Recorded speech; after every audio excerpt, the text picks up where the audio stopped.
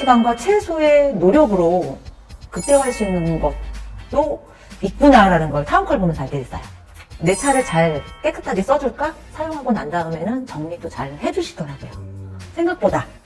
그게 저도 좀 놀랍기는 했어요. 지난달 같은 경우는 100만 원 정도 들어왔던 것 같습니다. 저는 타운카를 안 하는 건 몰라서지 알고도 안 하는 건 리스크에 대한 두려움 때문이라고 생각해요. 그 리스크에 대한 두려움은 크지 않다라는 거죠. 저는 현재 하남시에서 거주 중이고요. 하남에 들어온 지 한 20년 정도 된 것 같습니다. 타운카를 처음 접하게 된 게 매스컴을 통해서 접하게 됐거든요. 내가 가진 걸 누구랑 나눌 수 있다라면 좋은 마음으로도 나눌 수 있는데 그게 수익도 창출이 된다고 하니까 이 이상 더 좋을 게 없겠다라는 판단이 좀 쓰고요. 저한테 남는 자원을 나누는 거에 대해서 되게 기분 좋게 보게 됐어요.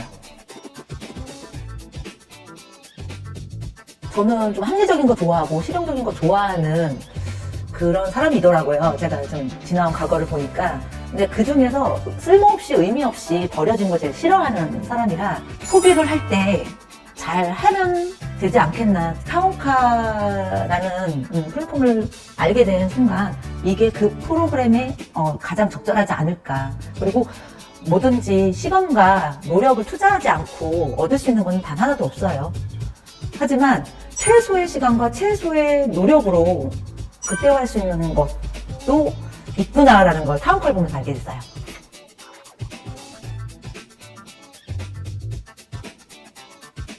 편차는 좀 있고요. 보통은 60만 원에서 70만 원 정도 되는데 지난달 같은 경우는 100만 원 정도 들어왔던 것 같습니다. 지금 운영하고 계신 차량이 한 대이신가요? 네, 지금 운영하고 있는 차량은 EV6라고 전기 차량을 운영 중이거든요. 이제 작게 하나부터 시작해서 그걸 좀 더 운영해보고 불편하지 않고 또 그걸로도 충분히 시간이 나올 때 하려고 지금 대기 중인 차가 또 한 대 있습니다. 차량이 어떤 모델인가요? 소형 차량이에요. 모닝 차량 하나 갖고 있거든요. 그래서 그것도 지금 준비 중입니다.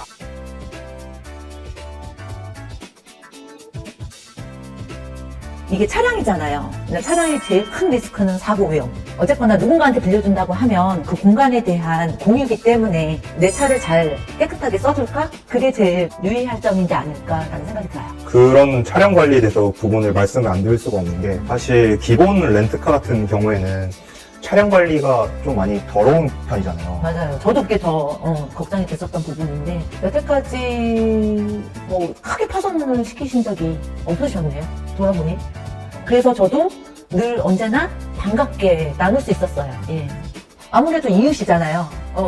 어디서 어떻게 만날지 굉장히 작은 지역 안에서 뵙는 분들이니까 뭐 그냥 사업자한테 빌린다라고 생각하는 게 아니기 때문에 사용하고 난 다음에는 정리도 잘 해주시더라고요. 생각보다. 그게 저도 좀 놀랍기는 했어요. 그리고 꼭 인사를 해주세요. 너무 잘 썼습니다. 라고.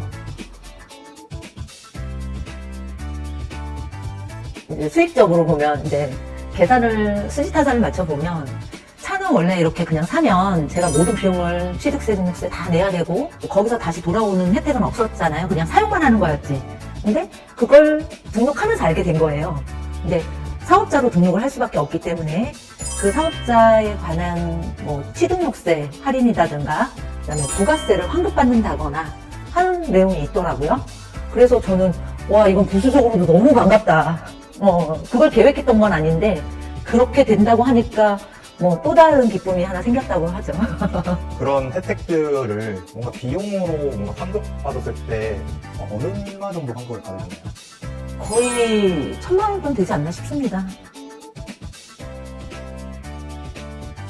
제일 많이 하는 거는 임대 쪽에서 하고 있는 거고 그냥 주식 같은 것도 하고 있고 근데 그런 것들은 나이스 타이밍이 있기 때문에 굉장히 예의주시해야 되고 정신을 진짜 똑바로 차리고 보지 않으면 손실이 금방 나는 상황이고요. 그것들은 이제 오르락내리락 하는 과정을 여러 번 겪으면서 내가 원하는 타이밍에 이렇게 꺼내지 않으면 내 돈이 아닌 거예요.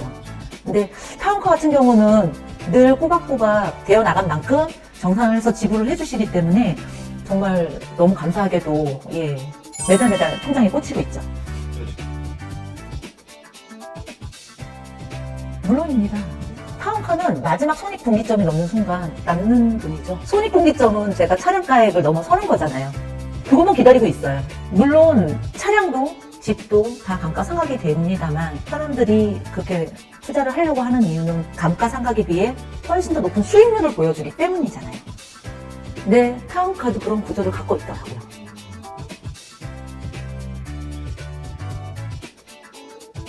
처음에는 저 같은 경우는 바로 생기기는 했어요.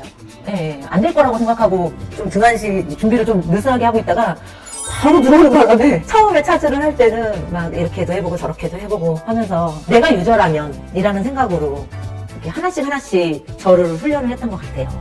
그 지역 안에서는 처음으로 만들어진 거라서 타운카 측에서 노력을 많이 해줬던 것 같아요. 한창 막 주말이 정신없이 이제 들어올 때, 예약 들어올 때, 그때가 제일 반갑죠. 띵동 하는 타운카에서 알려주는 알림음이 제일 반가웠어요. 가장 첫 번째는 그 차한테서 나오는 비용을 충당을 하는 게 제일 크고요. 그리고 남는 돈이 있어요. 그 남는 돈은 일단은 저축을 하고 있습니다.